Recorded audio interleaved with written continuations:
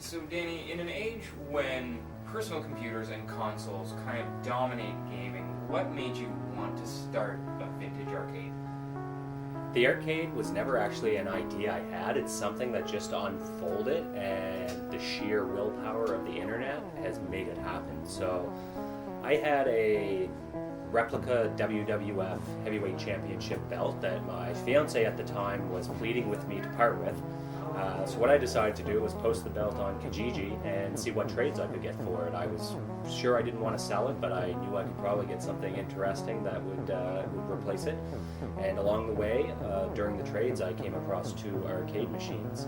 And I've always loved arcades. When I was younger, I spent a lot of time in arcades, and it really rekindled my love for the machines. And then I decided to look around and see what other arcades were in the city that I could go check out. And I soon realized there really weren't any at all around dedicated arcades. So from there, I met the owner of a corner store in Halifax who had space, and she asked me if she could use the machines in her store, and the light bulb went off, and from there we started with 2 machines in the back of a corner store and a Twitter account, and we started advertising it as an arcade, and from there we went from 2 games, now we're up to almost 20 games, just from the support of people in Halifax. Our Twitter account blew up in the first week, our Facebook page became really popular, and then people started showing up in the door asking us what was next, if we planned on expanding and getting bigger.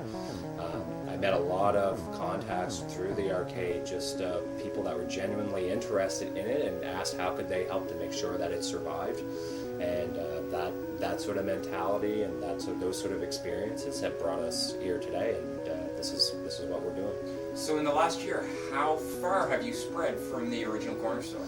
Well, we've had games in as many as 6 locations at any given time. The corner store is our main location where we have 10 to 12 games running most of the time if they're working.